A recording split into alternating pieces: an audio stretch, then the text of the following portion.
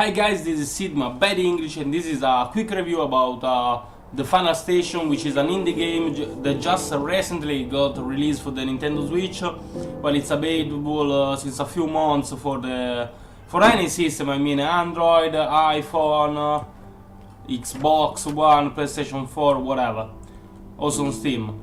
So if you have any console, you can play this game. This game, as you can see, is a pixel art graphic game. I like pixel art, personally I appreciate it, but I know that many people doesn't like it. Whatever. Your issues. Oh, I can buy stuff, that's nice. It's hard to include this game into any genre. I mean, this is an action adventure role-playing game with survival horror and puzzle elements, so that's quite hard. I don't know if I have to buy. Yes, buy some. Yes. The game is divided into a couple of phases. This phase is the exploration phase, where you will be asked to roam around a bidimensional stage trying to discover any secret collectibles, items, secrets, and discover a bit about the plot of this game. Another part is instead located inside a train, where you will have to keep an eye on the train to check out if it's working and to resolve any issues that prevent it from moving. In some other exploration phase, you will be asked to kill a lot of zombies and to save any survivor found in the area. I'm gonna show you a brief gameplay of that really soon. Okay, here we are in one of the fighting phase. It's exactly like the exploration phase, but in this time we will have to kill a few zombies or roaming around and such. All the items we collect during this phase will be used to improve my character during the fights, and will also be needed during the train phase that I will show you later. We will also have a task to save as many survivors as we found. Here it is a zombie. Let me change the weapon. I might just go with some punches and kill him. Okay, I took a few damage.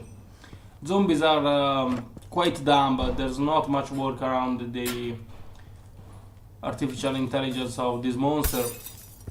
But still, if they get close to you, they will start dealing a lot of damage. They are very quick and have a really high attack rate. I might as well use a shotgun and shoot an hit or two. Okay, that's it, cleared.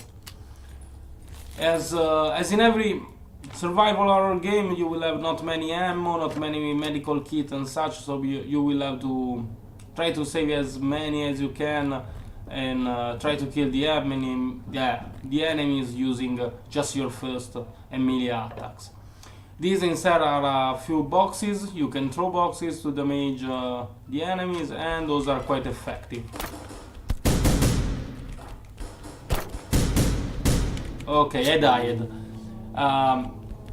This game saves every checkpoint, so I shouldn't have to redo the whole map. Right. I just met a checkpoint, so I was fine. All I have to do is to grab a box, open the door, throw the box, and shoot at this fucking bastard. No, he killed me once again. I'm gonna try again.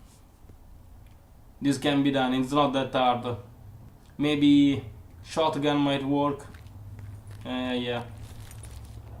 I was trying to save my shotgun ammo because it's really strong, but I totally need this. Okay, safe and sound. Melee attacks. Normal zombies are easy, instead of the tiny one are really fast. And there are also armored ones. I think there are many kind of zombies, but so far I've just seen these three. I'm collecting item.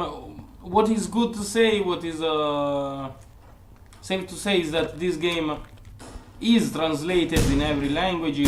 I'm playing this in Italian, but I guess there are many, if not all, the languages. It's usually hard to find an indie game translated in Italian, that's why it was worth mentioning.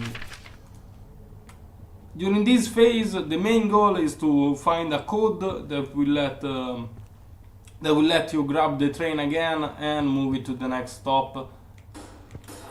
This one was an explosive zombie. By finding this item and letters scattered around the levels, you will gain information about the plot. Once you find the code, you can get back to the train and move to the next station and level, or keep on roaming around trying to find as many more items and ammo and gear and survivor around the level. But I think it's enough about showing the fighting part of the game.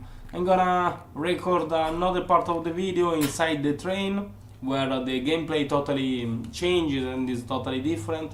So, which is probably the central one. During the train section, you will have to take care both of the train and both of the passenger. As you can see, this passenger, for instance, is ill and is bleeding and losing health time by time. By taking care of your passenger means you will have to check your stats. They have two stats, health and hunger. Health depletes once they're bleeding, while hunger depletes always. That's about it. You will use the food and medical item gathered through the exploration, but you will also have the chance to craft item during the train section in order to feed your passenger. Here is the crafting phase. With the item I collected, I can create a few medical kits. Those will be quite needy, both for the train phase and both for the exploration. No shotgun ammo for me, a few more pistol gun ammo. Okay. We will also have to take care of the train. As you can see, there are a few machinery around, and this one is throwing a few sparkles. Each one has a different puzzle. You will have to solve it quickly. It's quite easy and quite repetitive. This one is dying. Oh fuck. Medical kit, let's be quick. Go, go, go, go, go, go, go, go. If they die, oh, this one is dying too. If they survive, by the end of the mission you will get some money bonus and item bonus. Health and hunger. Okay, he's fine. No, not bleeding anymore, while this one is still bleeding. We are arrived. By taking care of the machinery, the broken machinery inside the train, your train will move faster. If the train moves faster, the section will last less, and your passenger will have less chances to die and to deplete your items. What else to say? This is more or less the gameplay of Final Station. I found this game very, very fun. I'm gonna complete this one 100%, quite probably as long as I can. The exploration phase, the fighting phase, gets deeper and funnier as long as you proceed. As you can see, this time it's all dark and blind, and I'm really, really scared to find some fucking zombie. Oh god. The main pro of this game, the feature I loved more, is this constant change of the gameplay, making it less repetitive and making each section worth playing. Instead, the biggest con I found in this game, I think, is the soundtrack. While the soundtrack always fit the main situation of this game, there are a lot of key section where there's no music at all, no background music, and while this creates a good suspense, it's also a bit boring. That's the thing I liked less. After all, overall, my review is positive, generally positive. This is a good game. There's a lot of attention to the details, the gameplay is fun, and that's what really matters. This was Sid, thank you for watching. The Final Station!